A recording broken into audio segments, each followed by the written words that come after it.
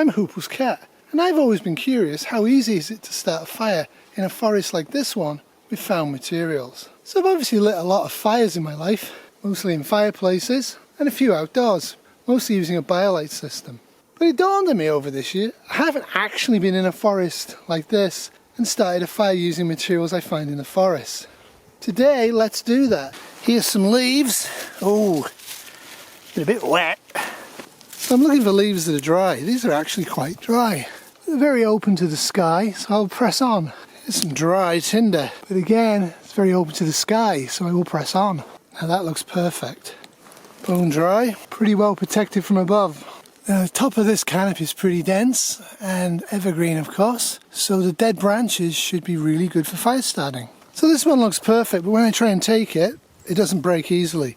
So that's full of stuff and I don't want to use it, it's going to be too moist. It's time to collect a nice bag. Solid canopy, little snow, little rain falls down under here. There's some branches. I don't want to get the branches with the leaves on it, but this kind of thing, if it snaps off easily, is perfect. I'm not going to focus too much on this. Because I'm in a mixed forest in Canada, getting this kind of wood is going to be dead simple. What isn't going to be easy is getting dry tinder. So I've got some leaves, I've got some twigs. What I'm looking for now is birch and pine.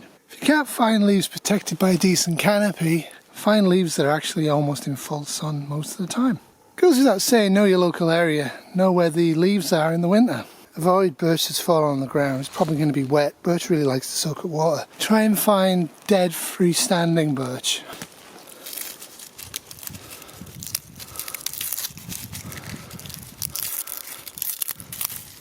And use your fingers to make sure it's actually dry. See, this sort of thing's absolutely perfect. It's a dead birch. It's a good canopy above it, sticking out so you get air circulation. It's dry. And retains colour, which means oils. Two things you definitely don't want to do.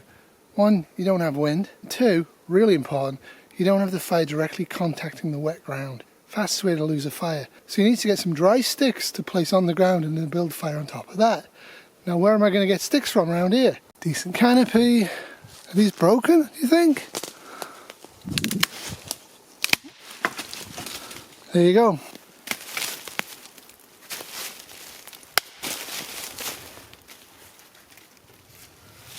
I'll speed it up.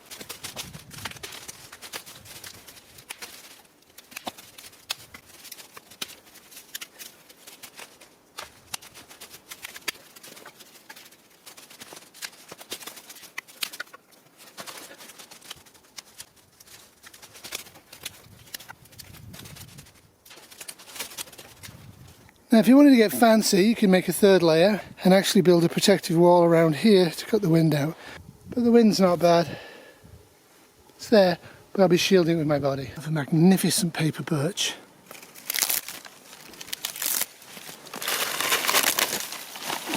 I think that's enough. It's really good punk wood. It's all absolutely drenched, so I'm not even going to try using it. So upright, lots of sun on it. Let's see.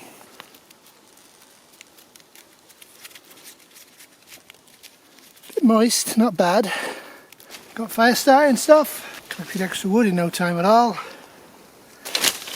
Let's do it.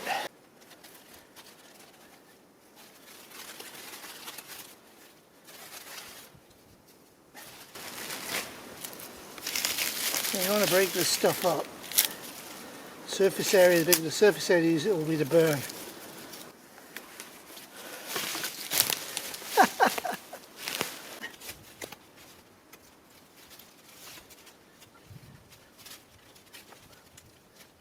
In the blooper reel.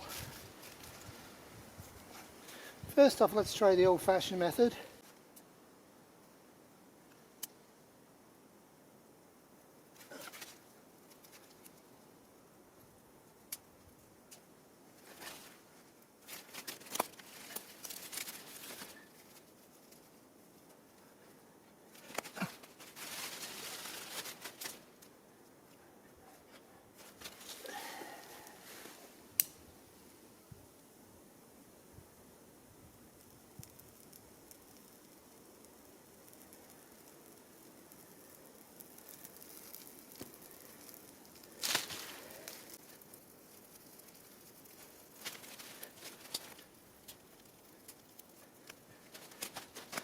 So I'm happy with that. I can keep feeding it.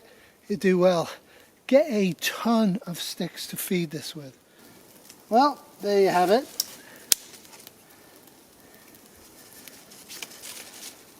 The slight screw up. Kind of tried to go out, nursed it a little bit, came back to life. After 3 very wet days, after 2 inches of snow has basically melted, I was able to find tinder in the forest that works. And you have to be careful with this. Didn't take a lot of effort, didn't take a lot of time. Now this would be considered cheating. I don't think so. I think it's quite easy to pack one of these in a plastic bag inside any of your bug out bags or any of your general bags you carry around with. Or you carry a full-size pick or a half-size pick, again in a Ziploc bag. It's going to make life a lot easier for you. If you're going to try and rely on a ferro rod, I think you're out of your mind. They have a place for long term, but basically in SHTF during the winter I light a fire and I keep it going all winter. I won't be doing it every day. Hand sanitizer is great to carry. You need to keep hygiene going, and it's actually great for fire starting. Kleenex. I use wet wipes when I'm out and about camping. My bum, but these are absolutely brilliant for fire starting. Again, tearing them up. I got this ages ago, Funky Flame. It's just chemicals. Let's see. Well, a whole lot of nothing happening there.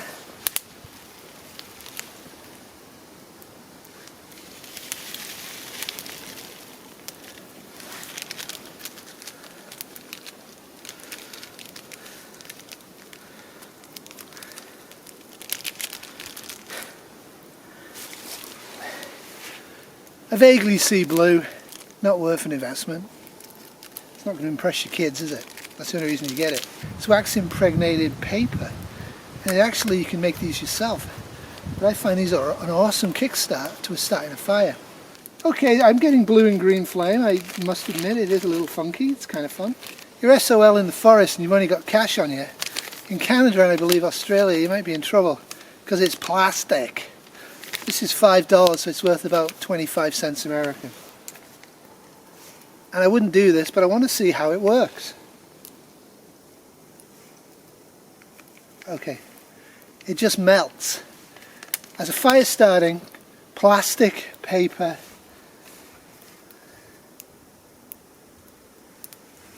useless. We have quite a bit of heat. I actually could easily start generating this. Once you get to a certain point, you can actually put on bigger and bigger pound pieces.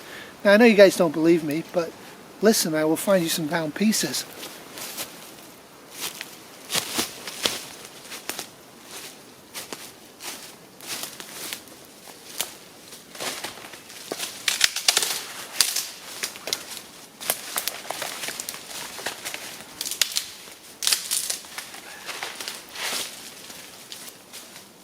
Dry as a bone. This forest is just littered with this type of thing. Sticks coming out of the base of trees are well covered. Great. One of the things you might do in a real survival situation is you might want to gather up all of the leaves and all of the snow that's left and build walls. Maybe not a roof, but at least walls around where you're going to sleep and the fire pit. And you're going to need a lot of wood. I have a lot of wood. In an urban environment, you're going to rapidly run out of wood. So you need a really good plan to stay warm. Clothing's a good plan. This will keep me warm. Now the other thing I got recently are these matches. I've used them on my fireplace. Not really that impressed with them. They're basically big matches covered in wax. And as you can see, quite a few of them are already broken off. But they're a good fire starter. But there's inflammable wax with wood inside it. Expensive though.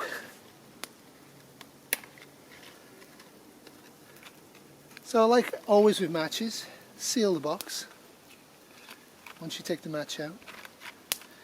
This has one striker only, so again, I don't like that. Box gets wet, I don't have a strike surface. And there's only 24 matches, so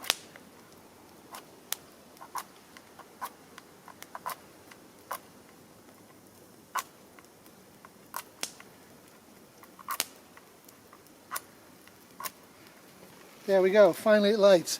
Now this is supposed to stay alight for quite a while and in fairly bad conditions. Not waterproof, it's not windproof.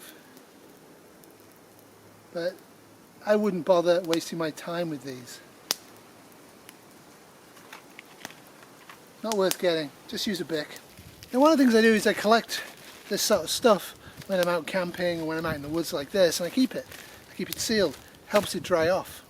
Humidity today is high because of the snow melt. Usually in the winter it's down to 15% or less and it's dry as a bone, the air, so it's a lot easier to find materials. Okay, I've got to say that colouring stuff I threw on actually is still continuing to work. So in a way it's probably possibly sort of a fire starter. Now this is burning down into the base layer, which is what I want for a fire, but I'm not going to do that today because I don't want to set fire to the forest. I'm going to put this out. First thing I'm going to do is I'm going to put gloves on. It's really late in the year, but ticks are still a thing. Now the ground stuff, it's wet. And fire needs oxygen, dryness and fuel. As you can see, this is making a smouldering mess.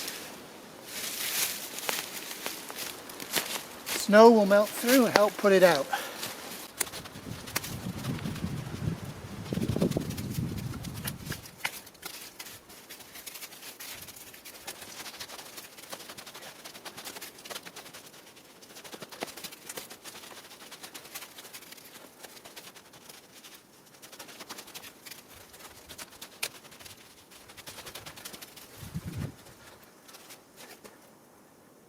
So the fire looks like it's out.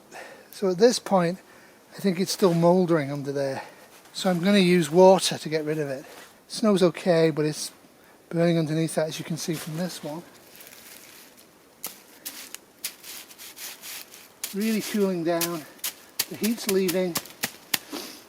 Moisture's getting into these bits. Still warm though. So I'm going to use water. Not going to go to the forest. Clever editing. I'm actually going to pee on this.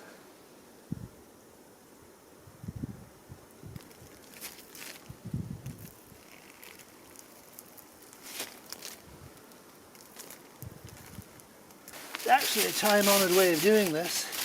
So now I'm going to take the whole thing apart. I want to make sure I don't have fire burning underneath.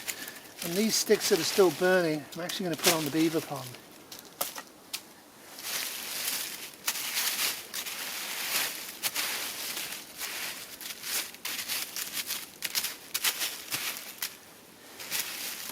Do not want fire breaking out.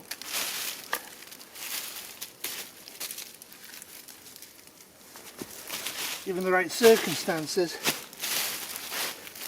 it'll reignite. And there we go. I'm going to wash the gloves. Really happy to see evidence of fresh beaver here. Tough critters, eh? They eat wood and they live here. Anyway, that's the wood pile.